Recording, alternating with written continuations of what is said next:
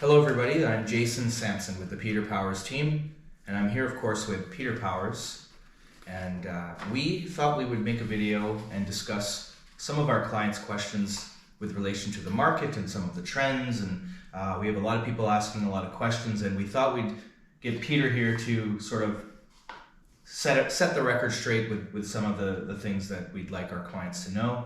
And without further ado, here's Peter Powers. Hello, wonderful people. Thanks for joining us.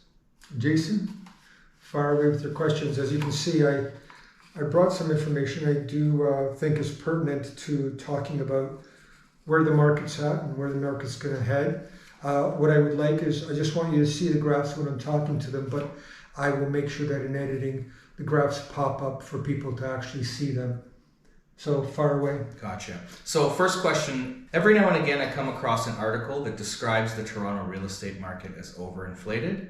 What is your take on that? Okay, compared to what? Compared to New York? Definitely not. Compared to Los Angeles? Definitely not. London? No. Paris? No. So compared to what? Florida? No. Yes, those cities have some incredible things to offer. Florida, Los Angeles, not so much New York. London, Paris. Yes, but Toronto a long time ago already became a metropolitan city, a world-class city. And so compared to those, Hong Kong, there's another one, Tokyo, we're cheap. So overinflated? It's all relative, and I think we've got a long way to go still as far as price goes if we are starting to compare ourselves to cities like New York, London, Paris, LA, Florida,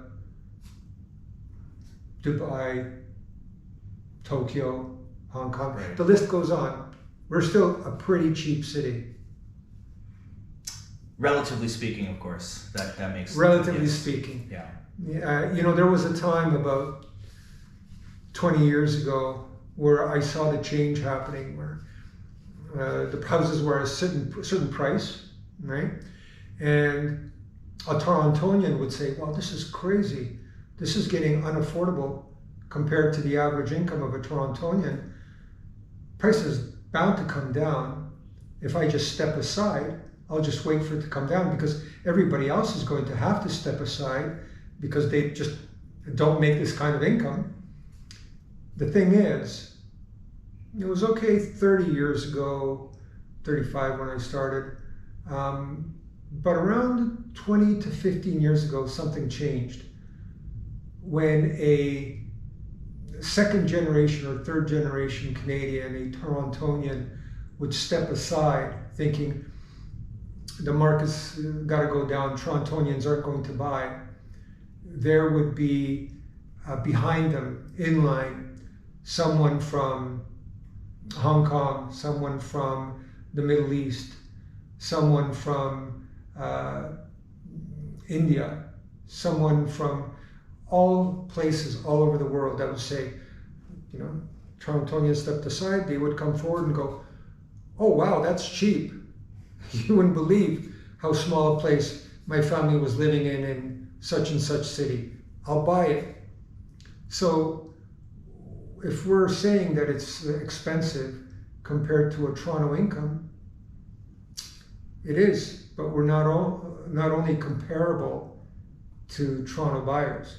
That's not the only metric in the international scale. Exactly. I understand. And yeah.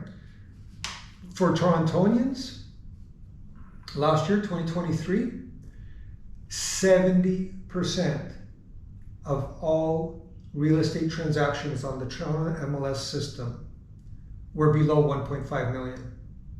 70% were below 1.5 million, and only 7% were above 2 million. So there were other factors, the interest rates.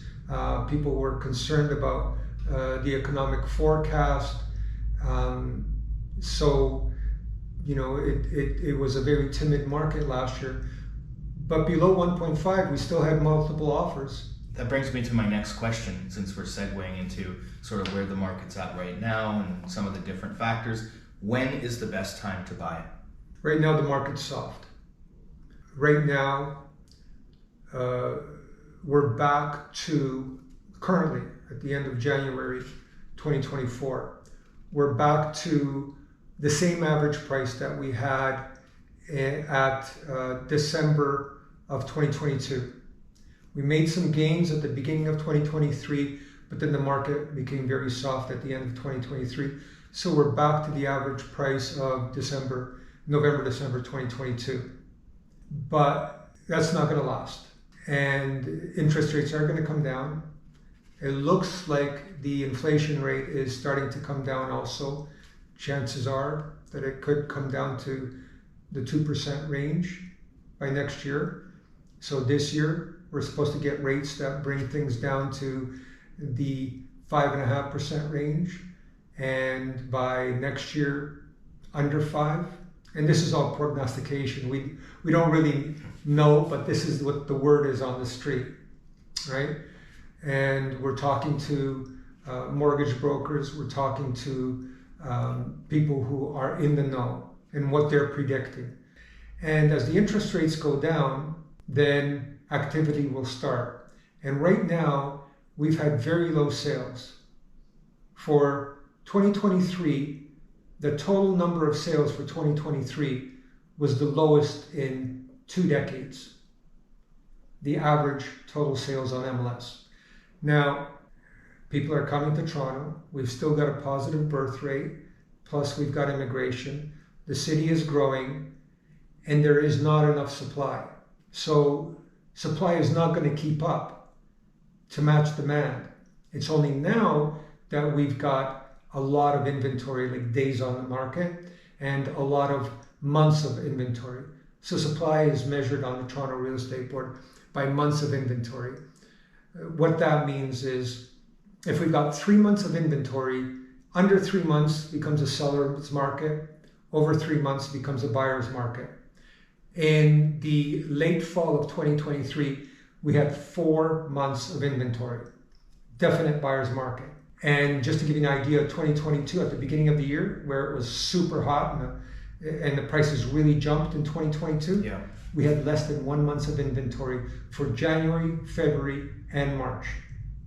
And we all know that people don't just do it separately. Their transactions, it's like a polarity shift. Would you say that most of the buyers, when they buy, it's very hard to time because everyone's either all in or all out in these situations? All in, right? or all out. Toronto doesn't have a lot of moderation. Maybe a month or two, it's moderate, but it's either hot or it's timid. Right now, it's a soft market. As buyers come online and start buying, inventory will start being sold. The month's supply on the market will start to go down. And as that goes down, prices will start to go up. Great time to buy. Prices haven't gone down.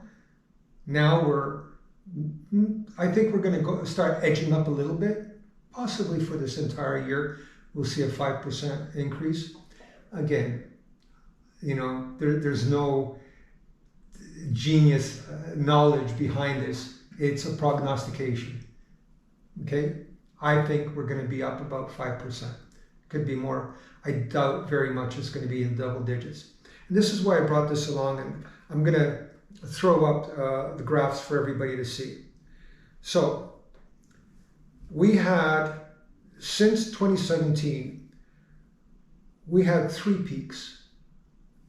We had a peak here in 2017. We had a peak around 2021, 2020 and 2021, and again 2022. Okay, so this one shows the peaks.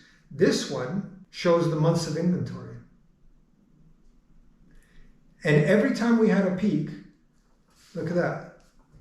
Months of inventory, less than 1 month of inventory. Peak. 3 to 4 months of inventory, timid market. And that was from, we had a peak at the beginning of 2017. We had less than 1 month of inventory. Then by the summer, we had 3-4 months of inventory. The market went down and stayed down until we got to 2019, where again, look at that, we dropped at the beginning of 2020, we dropped to just under 2 months of inventory. And then by the end of 2020, we were 2 months or 1 month of inventory. And 2020 was a hot month. Look at that, from 2020 to 2021, I mean. From 2020 to 2021, it was just a trajectory until it peaked in 2022. And it coincides with a lack of inventory. Definitely a correlation for sure with inventory. Yeah. We had less than 2 months of inventory, sometimes less than a month of inventory. At the beginning of 2022, we had less than a month of inventory for January, February, and March. April, it started to jump up. And by the summer, we had 4 months of inventory and the price dropped, right? And then again, look, we had inventory, about 2 months worth of inventory at the start of 2023, but we did have a little increase. And then as the inventory came up for the end of 2023, and we got to the point where we had over 4 months of inventory. Classic case of supply and demand, would you say? Classic case of supply and demand. So why am I concentrating on this so much? Toronto is a growing city. And people want to move to Toronto. People want to live in Toronto. People want to buy in Toronto. And people who can't buy want to rent. And one of the greatest safe investments for people is that they can buy a property and rent it out. Property increases in value over a 10-year period, always. And they're making rent. And that's a good retirement fund for them. So, build more condos, build more houses, more inventory for people who want to rent, more inventory for people who want to own and rent out, and more inventory for people who want to buy and live in. Makes sense. Right? So what's happened? The government has spent millions of dollars on programs to increase housing, but it's all been fluff. It's all been optics. They have not actually increased the number of units in the city. The bureaucracy is still horrible. Things are taking longer to complete. Builders Applications used to be able to go from here's my plan, here's my submission, to site plan approval, at which point they can get a permit and start digging for a condo building or a subdivision. Used to be 18 months. I'm dating myself, but 20 years ago it used to be 18 months. Now, good luck if you get it in 3 years. If it takes that long to get from, I bought this land, here are my plans, please approve them, please give me approval so that I can get permits, so I can sell to the public and then start building. It's another 2 to 3 years to build. We're 5 to 6 years behind on inventory. So supply is just not keeping up with demand. Right now we've got supply because buyers have sort of taken a step back and they're standing in the sidelines. But that's going to end because we've been talking to mortgage brokers and they're all getting a lot of pre-approvals. Buyers are coming to them for pre-approvals. So buyers are getting ready. Interest rates are coming down. People can only hold off so long before they need to get on with their lives. Before they need to either buy that investment property so that their money's not sitting in the bank losing its value. They need to buy the property to live in, and people need to find a rental. And when those people enter the market, have you ever been on the 400 or the 401 where there's an accident and from 4 lanes or 3 lanes you go down to 1 lane? What happens? Everybody's idling, maybe getting 10 kilometers an hour. Actually, that was probably me about an hour ago. Yeah, it's great highway, isn't it? So everybody's idling. They're hitting that 3 to 4 lanes down to 1 lane.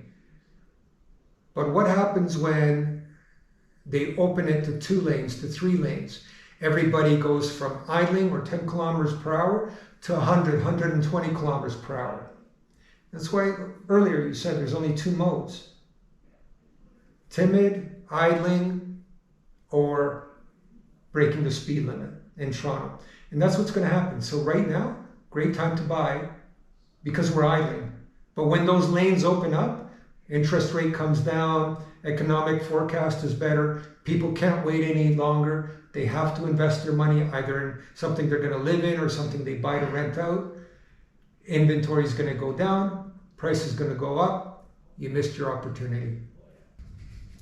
Well, thank you, Peter. That was very informative. And how can people connect with you? How can people connect with our team? Well, they can text us, you or I. It's on the website. It's going to be on this video. They could call us. They could email us. There's our social media channels that they could reach out through. And we look forward to hearing from you and helping you to experience the power of sold.